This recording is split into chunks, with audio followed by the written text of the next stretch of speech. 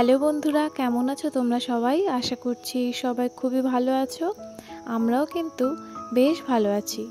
আমি রিয়া। আমার নতুন আরও একটি ব্লগে তোমাদের সকলকে জানাই অনেক অনেক স্বাগত, অনেক অনেক ভালোবাসা। এখন বাজে সকাল ওই 6টা মতো, আর এই 6টা থেকেই আমি আমার আজকের ব্লগটি শুরু করলাম। তোমরা যারা আমার ভিডিওতে কমেন্ট করছো তোমাদের অসংখ্য ধন্যবাদ। আর যারা আমার এই ভিডিওটি আজকে প্রথমবার দেখছো তোমাদের কাছে অনুরোধ রইল একটা কমেন্টের মাধ্যমে জানানো যে কেমন লাগলো আজকের ভিডিওটা। আর কে কোথা থেকে দেখছো অবশ্যই জায়গার নামটা মেনশন করবে, তাতে করে আমি বুঝতে পারি যে তোমরা কত দূর থেকে আমার ভিডিওটা দেখতে পাচ্ছ। আর কমেন্ট করলে ভিডিও বানানোর যে আগ্রহটা অনেক অনেক বেড়ে যায়। তো সাবস্ক্রাইব করে আমার পাশে থেকো, আমাকে সাপোর্ট করো।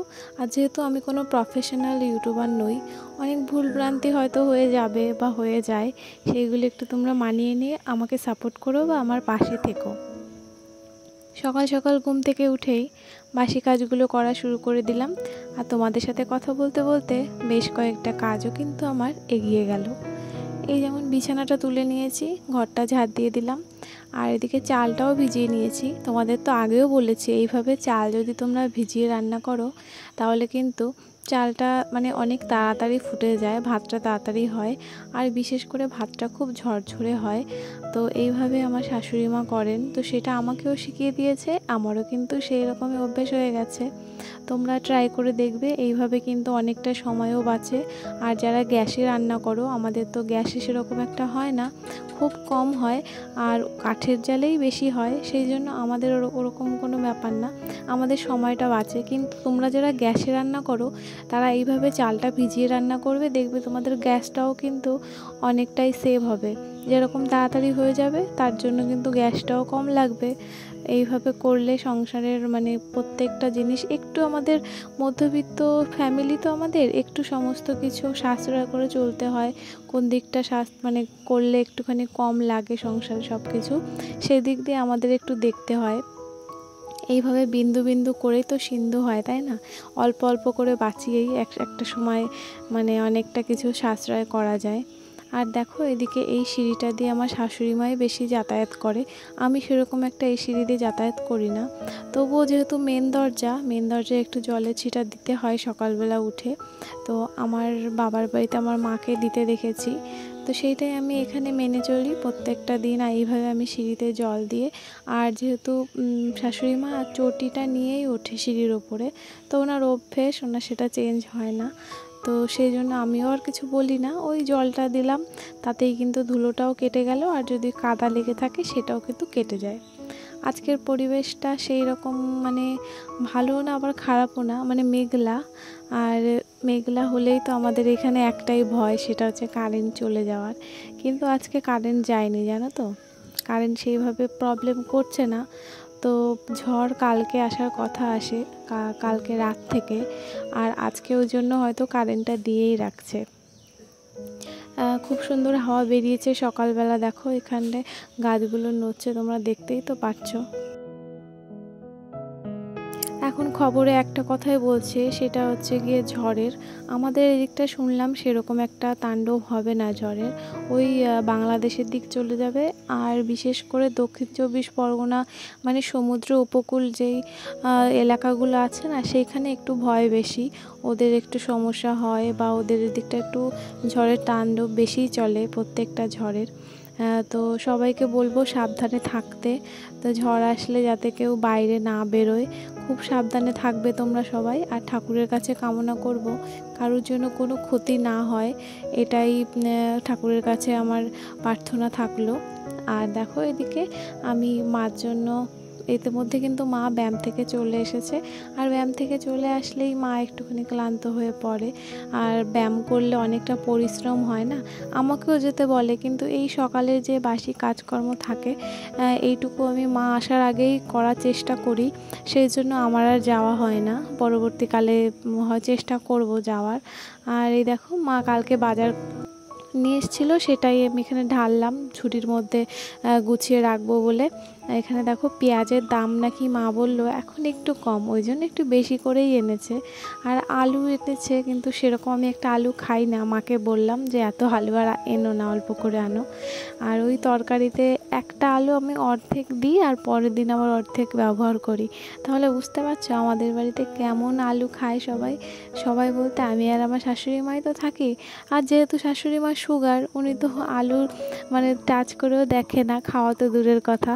আর আমারই খেতে হয়, আমি ওই অর্ধেক রেখে দিই ফ্রিজে, আবার অর্ধেক দিই, এইভাবেই করি। তো তাও অনেকটাই বেশি আলু হয়ে গেছে। আর আমাদের এখানে না ইঁদুর আছে, মানে ঝুড়ির মধ্যে রাখলে ইঁদুর আস্তে আস্তে দিয়ে চলে যায়।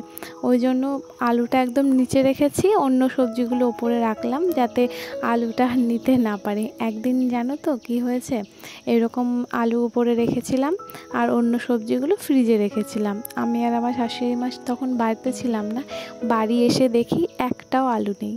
প্রায় 1 কিলো মতন আলু ছিল, 1 কিলোর বেশি হবে হয়তো, সঠিক আমার মনে নেই। একটাও আলু নেই। তো শাশুড়ি মা এসে বলছে কতগুলো আলু রেখে দিয়েছি আমি, একটাও আলু নেই, সব ইঁদুরে নিয়ে নিয়েছে। তো এত বড় বড় আলু কি করে ইঁদুরে নেয় তাও আমি জানি না, ঝুড়ির থেকে বেরি বা করে কি করে। যাই হোক, ওদের আছে হয়তো কোনো ট্রিক্স। তো দেখো এখানে তোমাদের সাথে কথা বলতে বলতে আমার সব সবজি কাটা হয়েছে। শাশুড়ি মা একটু শরীর আজকে খারাপ, উনি ব্যায়াম থেকে এসে একটু অসুস্থ হয়ে পড়েছে। তো মা ওদিকে রেস্ট নিচ্ছে, এখানে রান্নাটা আমি বসিয়ে দিয়েছি। একদিকে ডাল হচ্ছে আর এখানে একটু পেঁপে সিদ্ধ দিয়েছিলাম। ওই আমাদের পাড়ার এক কাকিমা আমার মাকে একটা পেঁপে খেতে দিয়েছিল, তো সেই পেঁপেটার খাওয়াই হচ্ছে না, ওই ফ্রিজে বসে বসে শুধু শুকনোই হচ্ছে। আজকে ভাবলাম একটুখানি সেদ্ধ দিই, যদি একটু খাওয়া পড়ে। তো মা যেহেতু সকালে খায় না, তো সেদ্ধটা দিলে আমারই খেতে হবে। গরম ভাতেই তো সেদ্ধ যে কোনো কিছু ভালো লাগে বলো। তো দুপুর হয়ে গেলে তো সেটা আর ভালো লাগে না, আর মা খায়ও না। আর এখন আমারই খেতে হবে যে কোনো সিদ্ধ। তো এই জন্য এই পেঁপে সিদ্ধটা কিন্তু আমি আমার জন্যই দিয়েছি অল্প করে। এদিকে দেখো ডালটা হয়ে গেছে, ডালটাও নামিয়ে নিয়েছি। আর এই দেখো সমস্ত রান্নাবান্না তোমাদের সাথে একটু শেয়ার করে দিলাম। এদিকে দেখো ভাত হয়ে গেছে, আর ওদিকে দেখো একটু ভাজা করেছিলাম মটরশুঁটি আলু দিয়ে, আর ডাল দুটো কড়াইতে বসিয়ে দিয়েছিলাম, দুটো উনুনে। তো সেই জন্য আমার রান্নাবান্না কিন্তু তাড়াতাড়ি হয়ে গেছে, ওই 9টার আগেই হয়ে যায় আমাদের সমস্ত কিছু। তো 9টার আগেই হয়ে গেছে, এই 9টার দিকে আমরা খাই। আমাদের অভ্যেস হয়ে গেছে সকাল সকাল খাওয়ার।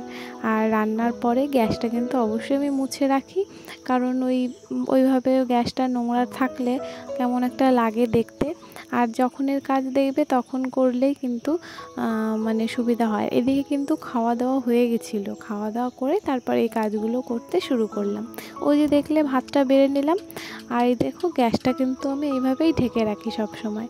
আমি যবে থেকে এসেছি শাশুড়ি মাকে দেখেছি এইভাবে গ্যাসটা ঢেকে রাখতে, তো আমি ওইভাবে ঢেকে রাখি। যেদিন ঢাকা হয় না দেখি পুরো ওপর থেকে ধুলো পড়ে সাদা হয়ে গেছে, দেখতে এতটাই বাজে লাগে, আবার মুছতে হয় ডবল করে। সেই জন্য ঢেকে রাখাটাই ভালো, যখন দরকার হয় খুলে রান্না করলাম, আবার মুছে ঢেকে রাখলাম, ওই যে অভ্যেস হয়ে গেছে। আর এই দেখো টাইম কলে আজকে খুব সুন্দর জল এসেছে, কালকে তো আর আসবে না, কালকে ঝড় বৃষ্টি, কারেন্ট থাকবে না। তো ওই জন্য আজকে সমস্ত কিছু জল টাইমেও দিয়েছে, আর জলটা আজকে কিন্তু পরিষ্কারই ছিল। মাঝে মাঝে খুব ঘোলা বেরোয় জানো তো, তখন কোনো কাজ করা যায় না সেই জলটা দিয়ে, আবার মাঝে মাঝে খুব পরিষ্কারও বেরোয়। দেখো এখানে সব থালা বাসনগুলো আমি ধুয়ে নিয়েছি এক এক করে। আর আজকে স্ট্যান্ডটা নিয়ে আসিনি, মানে হাতে যেটা ধরে আমি করি, ওই জন্য হাতটা কিন্তু আমার প্রচুর কাঁপছিল। আর ওদিকে আমার শাশুড়ি মা দাঁড়িয়েছিল, উনি একটুখানি জল নেবে কল থেকে, ওই জন্য আমি তাড়াতাড়ি করে সমস্ত কিছু ধুয়ে টুয়ে এখানে রেখে দিলাম। আর দেখো এখানে বাসনপত্র আমার ধোয়া কমপ্লিট হয়ে গেছে। এরপরে দেখছি কুলপি কাকু এসছে। তো আমার কুলপি খেতে কিন্তু খুবই ভালো লাগে। মা আমাকে বলল যে কুলপি এসেছে, খাবে নাকি? আমি বললাম হ্যাঁ, দাঁড় করাও, আমি আসছি। তো এখানে দেখো, আর ওই যে আমার দুটো বন্ধু, তো ওদের একটু ক্যামেরায় নিয়েছি বলে আমাকে বলছে এই আমাকে ক্যামেরায় নিস না। আমি বলছি হ্যাঁ একটুখানি তোকে দেবো। তো যাই হোক, দেখো এদিকে কুলপি কাকু কুলপিটা আমার জন্য করে নিয়েছে। এখানে অনেক রকম ছিল, 5 টাকার থেকে 20 টাকা পর্যন্ত ছিল। 5 টাকার যে কুলপি এখনও পাওয়া যায়, আমি তো পুরো অবাক হয়ে গেলাম। তো আমি দেখতে চাইলাম যে 5 টাকারগুলো কেমন। ওই যে আমার দুটো বন্ধু, ওরা এসেই বললো যে 5 টাকার দুটো দাও। তাই আমি বলছি 5 টাকারও হয় নাকি? বলছে হ্যাঁ হয়, মানে এত ছোট, যারা ওই বাচ্চা একদম ছোট তারা কি করবে, তারা ওই 5 টাকারটাই হয়তো খায়, তো অনেকটাই ছোট। আর আমি নিয়েছিলাম মিডিয়ামটা, মানে 10 টাকারটা নিয়েছিলাম। এরপরে একটু বড় ছিল 20 টাকারটা, অত বড় আমি খেতে পারবো না, তো তার জন্য ওইটা নিইনি। দেখো এখন কিন্তু দুপুর ওই 12:30 মতন বাজে। আজকে একটু জল পরে এসেছে, 12টা থেকে 12:30টায় চলে আসে। কোনো দিন ওই 12টায় আসে, আবার কোনো দিন ওই 12:30টার সময় আসে। তো আজকে কিন্তু ওই 12:30টার দিকে এসছে। একটু ওয়েট করছিলাম জলের জন্য। আর এই দুপুরের জলটা কিন্তু আরও পরিষ্কার আছে। দেখো ইতিমধ্যে ওয়েদারটা একটু খারাপ হয়েছে, মেঘলা মেঘলা ভাব, তো তার মধ্যে কারেন্ট কিন্তু চলে গেছে। দেখেছো পুরো অন্ধকারের মধ্যে। এখানে একটু স্কিন কেয়ার করে নিলাম, আমি স্নান করে এসে যেটা করি, একটুখানি সিরাম মেখে নিলাম। আর কোনো রকম ক্রিম আমি অ্যাপ্লাই করতেই পারি না, আমার ওই সিরামের উপরেই থাকতে হয়, কারণ আমার এত প্রচণ্ড মানে অয়েলি স্কিন, কোনো ক্রিম তো আমার মুখে থাকেই না, ওই সিরাম দিলে একটুখানি থাকে। আর এদিকে দেখো দুপুরের পুজো দেওয়াটাও আমার কমপ্লিট হয়ে গেছে। এখন ভাত বাড়তে আসলাম। এখন কটা বাজে বলো তো? এখন ওই 2:30 মতন বাজে। আর 2:30টার সময় আমরা দুপুরে খাওয়া দাওয়া করে নিই। আর সমস্ত কিছু কিন্তু আমাদের নির্দিষ্ট টাইমেই হয়। বিশেষ করে আমি টাইমটা খুব মেনটেন করে চলি খাওয়া দাওয়ার দিক দিয়ে। স্নানটা একটু এদিক ওদিক হয়ে যায়, কারণ স্নানটা ওই জলের উপর ডিপেন্ড করে থাকি না, যে জল কখন আসবে, তো তার জন্য এদিক ওদিক হয়। কিন্তু খাওয়াটা কিন্তু এদিক ওদিক হয় না, ঠিক টাইম মতো এসে মাকে ডাক দিই ভাত টাত বেড়ে। দেখেছো ওই যে শালিক পাখিটা, ওরাও কিন্তু টাইমে টাইমে আসে আমাদের বাড়ি, জানে যে এখন আমরা দুপুরবেলা খেতে বসবো, তো ওরা কিন্তু চলে এসেছে।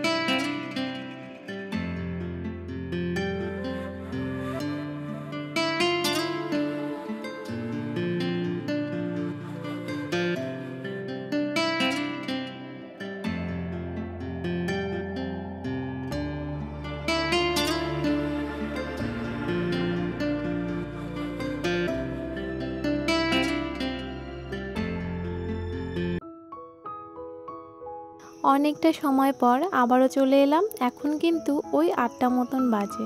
আর এই 8টার সময় আমি রুটি বানানো শুরু করি, মানে আটা মাখি।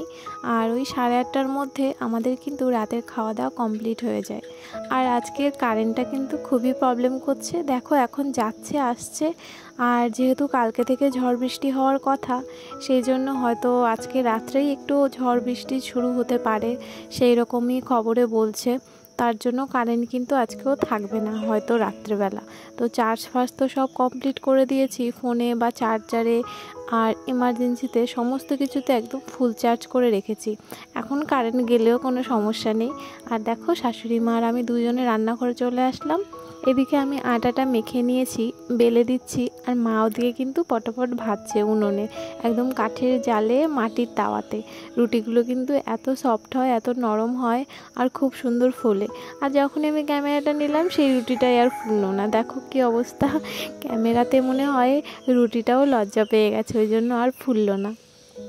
এখানে দেখো রুটি করা আমাদের কমপ্লিট হয়ে গেছে, খাওয়া দাওয়া কিন্তু হয়ে গেছে মোটামুটি। আবার কারেন্ট দিয়েছে, মানে কারেন্ট বেশিক্ষণ থাকছে না, যাচ্ছে আবার আসছে। তো এখন আমি হাত মুখ ধুয়ে স্কিন কেয়ার করে নিলাম, আর বিছানাটাও করে নিয়েছি। আজকের ভিডিওটা তোমরা যারা এত পর্যন্ত দেখলে তোমাদের অসংখ্য ধন্যবাদ। আবারও একটা নতুন ভিডিওর সঙ্গে খুব তাড়াতাড়ি তোমাদের সাথে দেখা হচ্ছে। সবাই ভালো থেকো, সুস্থ থাকো। আজকে এই পর্যন্তই, আবার দেখা হবে। টাটা, গুড নাইট সবাইকে।